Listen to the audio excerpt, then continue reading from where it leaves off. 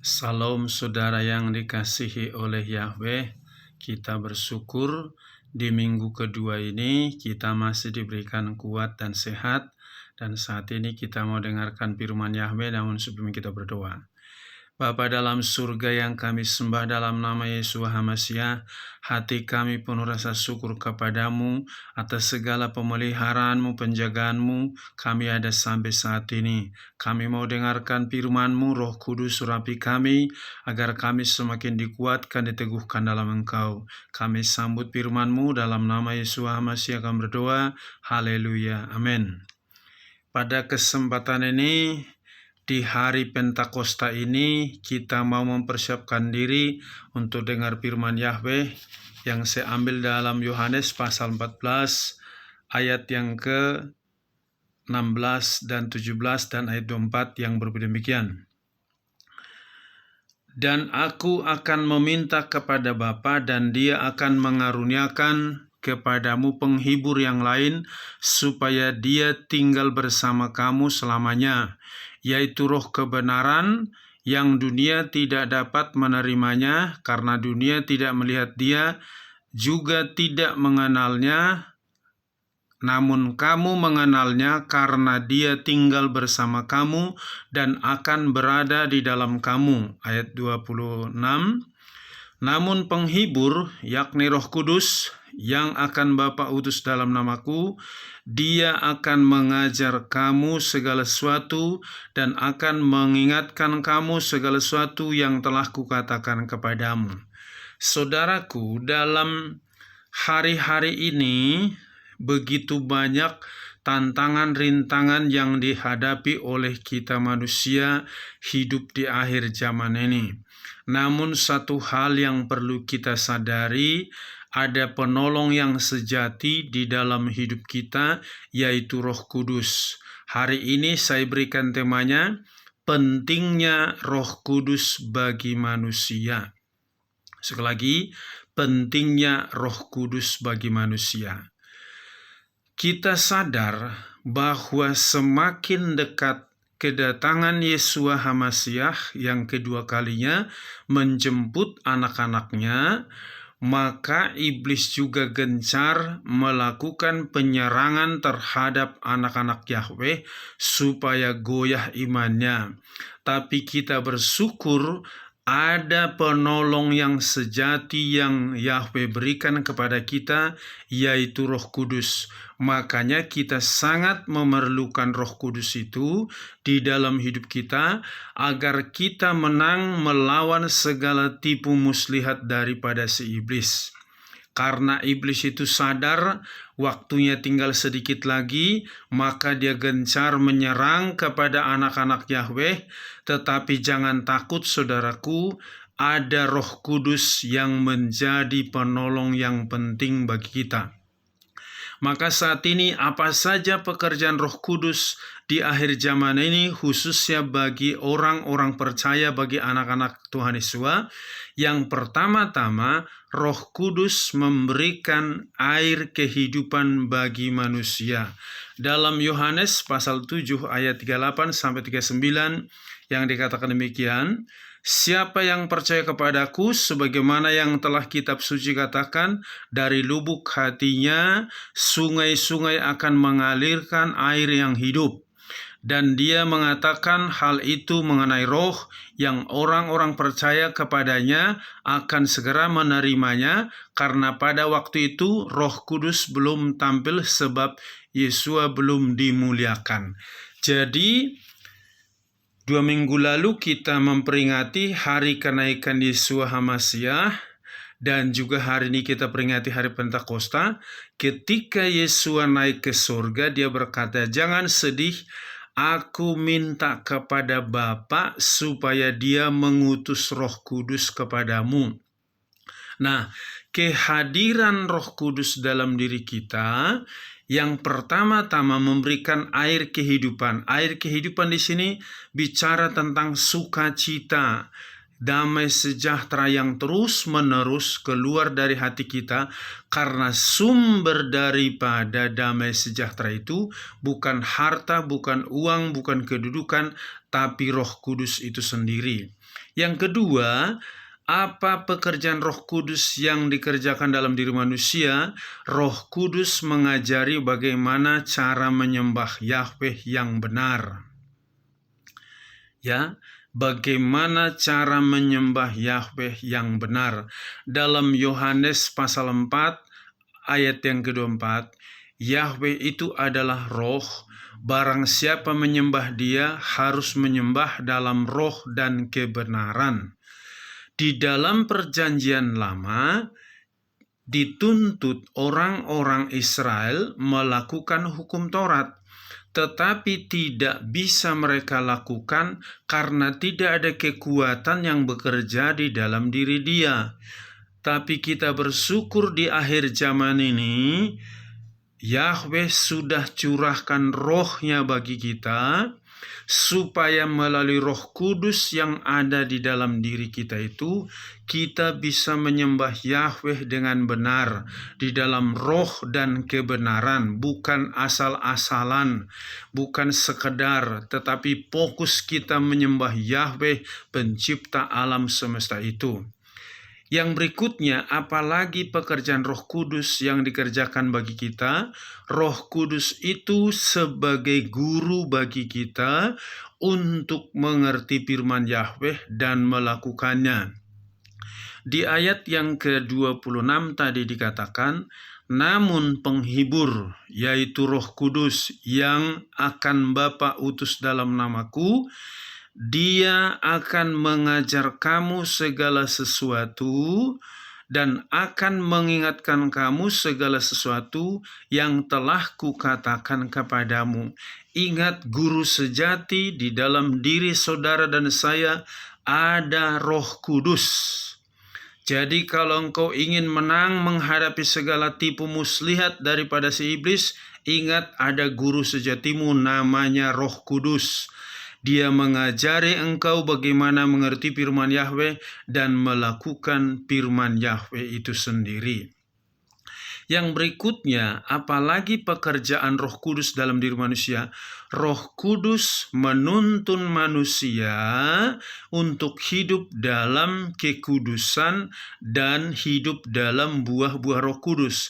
Dalam Galatia pasal 5 ayat 16-25 dikatakan bahwa orang yang dipimpin oleh Roh Kudus dapat mematikan segala keinginan-keinginan daging. Dan orang dipimpin oleh Roh Kudus, dia menghasilkan buah-buah Roh Kudus. Dalam Galatia pasal 5 ayat 22-23, buah Roh Kudus adalah kasih, sukacita, damai sejahtera, kesabaran, kemurahan, kebaikan, kesetiaan, kelemah lembutan, pengendalian diri. Tidak ada hukum yang menentang seperti itu. Kita tahu kehadiran Roh Kudus di dalam diri kita membuat kita hidup di dalam kekudusan sesuai dengan firman Yahweh. Maka sangat beruntunglah kita punya penolong yang sejati, namanya Roh Kudus. Mungkin kita menghadapi tantangan hidup yang semakin berat. Ingat, ada kuasa Roh Kudus yang menuntun engkau di dalam hidup dalam kekudusan, bagaimana engkau melakukan yang benar, yang berkenan kepada Yahweh itu. Roh Kudus yang mengajarimu setiap saat. Maka bangun persekutuan dengan Roh Kudus itu dalam doa dan penyembahan, supaya Dia memberitahukanmu apa yang harus engkau kerjakan, apa yang tidak perlu engkau kerjakan. Roh Kudus akan mengajarimu. Betul-betul Dia guru kita. Berikutnya, apalagi Roh Kudus yang mau kerjakan? Roh Kudus memberikan kuasa bagi kita untuk melawan segala roh-roh jahat. Kita ingat ketika Daud diurapi, maka dalam Samuel pasal 16 ayat 12-13, berkuasalah roh Yahweh atas Daud. Setelah itu bangsa Israel ditantang oleh Goliat Maka Daud berani melawan Goliat dalam 1 Samuel 17 ayat 45 sampai 49. Daud senjatanya bukan pakai senjata yang berat, tetapi dia berkata, engkau mendatangi aku dengan tombak dan lembing, tapi aku mendatangi engkau dengan kuasa Yahweh. Dia mengambil batu, dia lemparkan, maka kena kening daripada Goliat, kalah Goliat. Karena apa? Daud diurapi oleh Roh Kudus. Maka di akhir zaman ini pun, jika kita dipenuhi oleh Roh Kudus, segala pekerjaan roh-roh jahat dari manapun itu datang, engkau bisa melawannya. Sebagaimana Daud mengalahkan Goliat, engkau juga mampu mengalahkan kuasa-kuasa daripada roh-roh jahat itu. Sebab Tuhan Yesus sudah mengatakan di dalam Markus 16 bahwa kita diberikan otoritas untuk melawan segala pekerjaan si iblis. Kita diberikan otoritas untuk menginjak ular dan kalajengking. Maka gunakan otoritas yang Yahweh berikan kepadamu melalui pekerjaan Roh Kudus tadi. Berikutnya, apalagi yang Roh Kudus berikan kepada kita atau peranan Roh Kudus yang Dia kerjakan bagi kita. Roh Kudus memberikan atau memerdekakan hati kita setiap saat. Hati manusia sekarang banyak gelisah, takut, bimbang, cemas. Itu tandanya engkau sedang dikendalikan oleh roh jahat. Di mana ada roh jahat atau roh iblis, selalu hatinya gelisah, bimbang, cemas, dan takut. Tetapi ingat, di mana ada Roh Kudus, di situ ada kemerdekaan. Di dalam 2 Korintus pasal 3 ayat 17, bahwa Tuhan itu roh, di mana ada roh Tuhan, di situ ada kemerdekaan. Kalau hatimu ada Roh Kudus, maka hatimu tenang, damai. Salah satu buah Roh Kudus tadi adalah damai sejahtera, ada sukacita, ada pengendalian diri. Jadi di akhir zaman ini betul-betul engkau gunakan, yaitu kemerdekaan yang Roh Kudus berikan kepadamu. Ada orang mengatakan, hatiku tenang, sukacita kalau saat ibadah. Pertanyaannya, berapa jam engkau ibadah dan berapa kali beribadah dalam satu minggu? Harusnya bukan hanya saat jam ibadah kita merasakan kemerdekaan, kebebasan, tapi setiap saat. Sebab apa? Roh Kudus itu mengurapi kita setiap saat, bukan hanya saat beribadah. Maka sangat beruntung kalau kita punya Roh Kudus. Dia memerdekakan kita. Punya uang, tidak punya uang, hati kita tetap damai.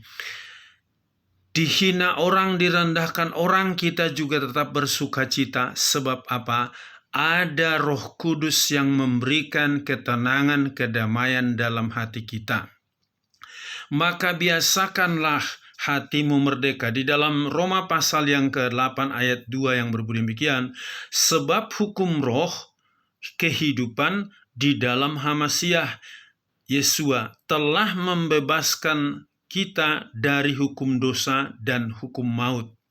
Bahwa hukum roh adalah kehidupan di dalam Hamasiah Yesua telah membebaskan kita dari hukum dosa dan hukum maut.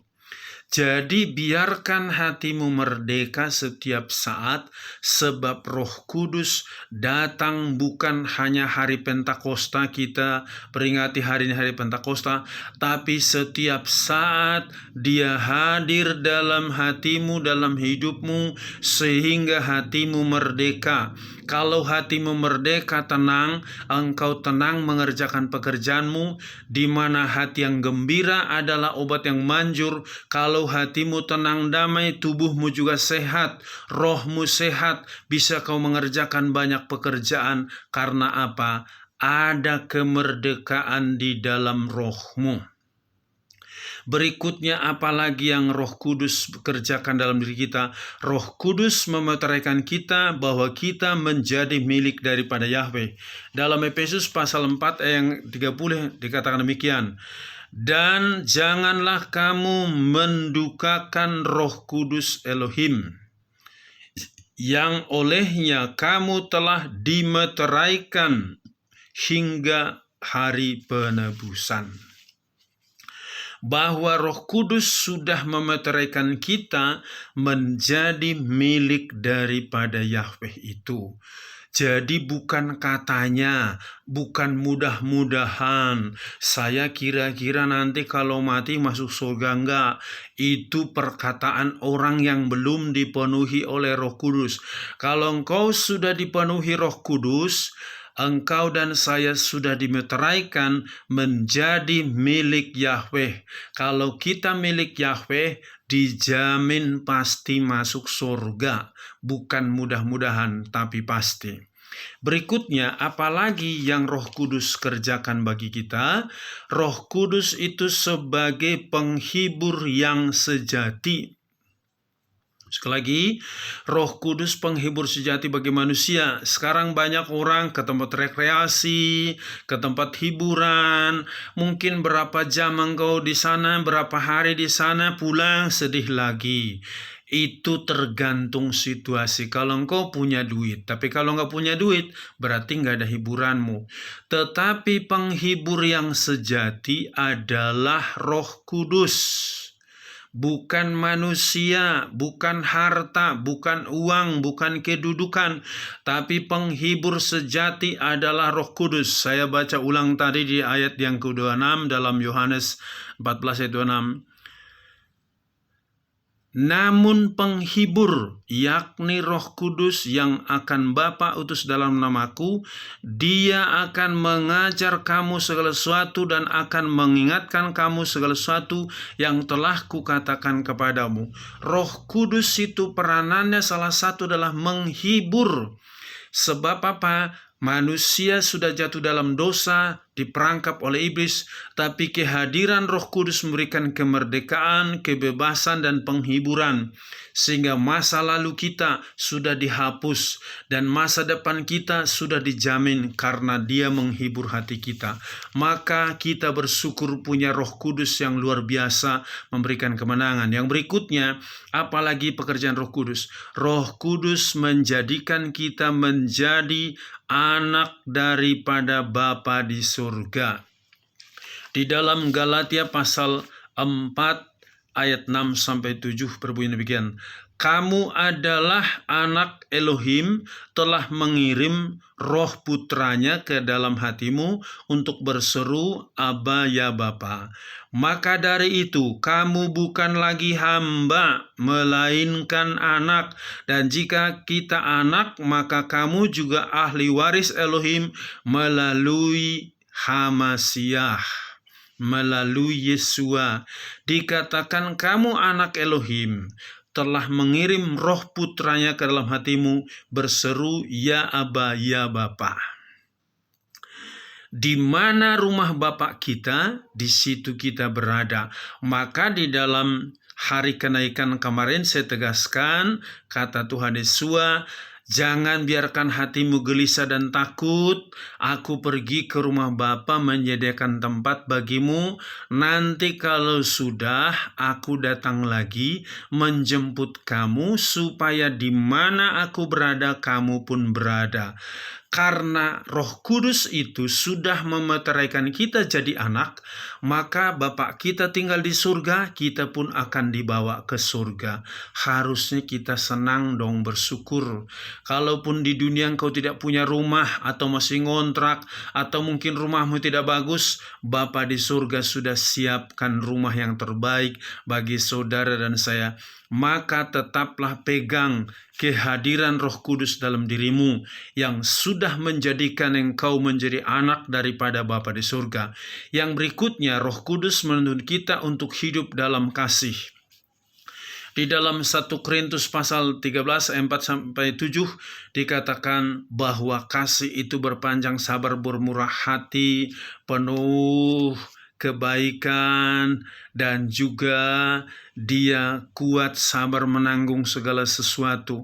Maka kalau kita sudah hidup di dalam Roh Kudus, kita punya kasih vertikal dan horizontal. Di dalam Matius 22 ayat 36 sampai 40 di situ ditegaskan. Hukum mana yang terutama di dalam hukum Taurat?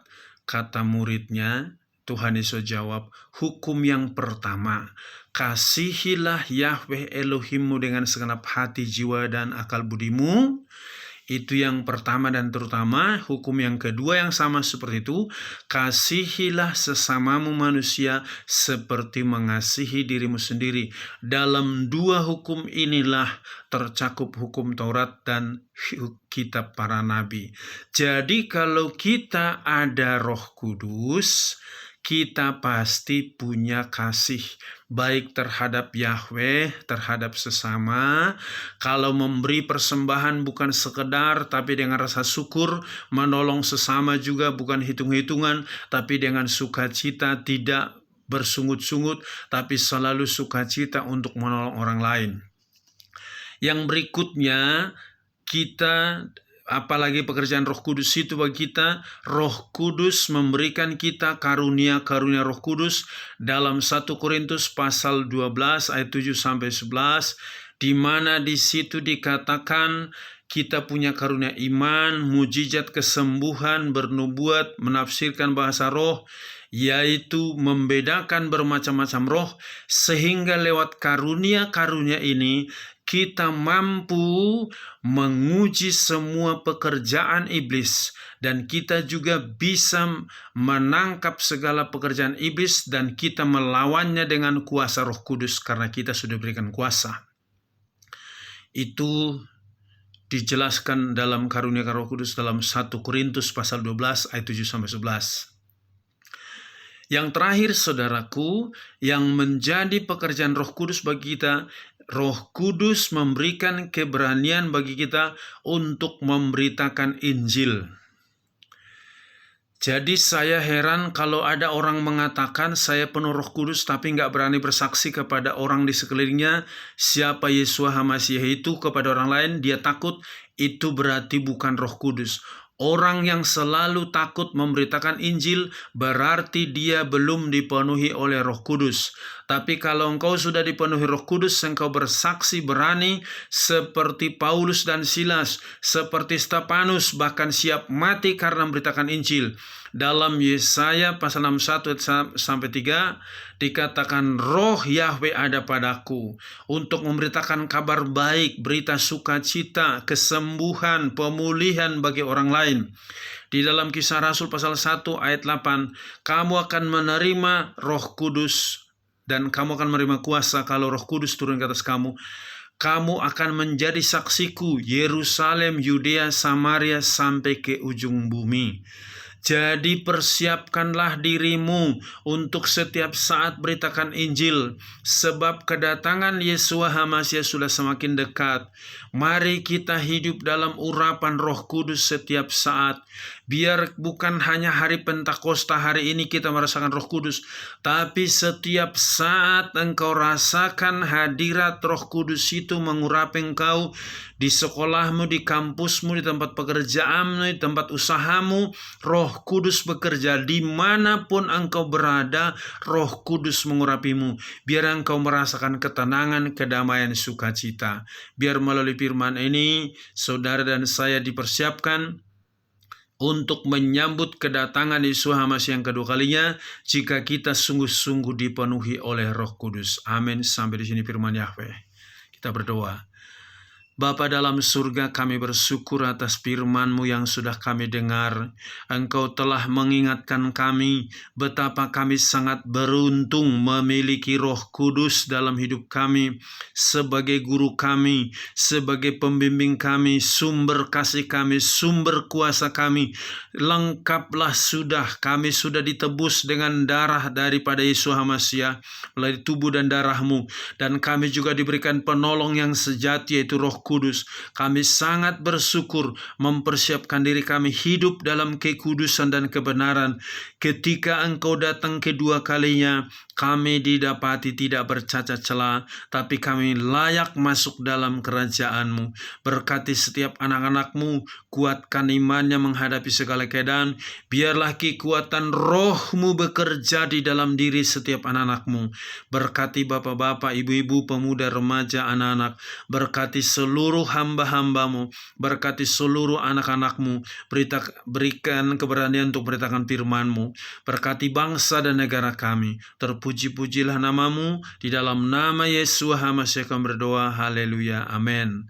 Salam. Yahweh berkati.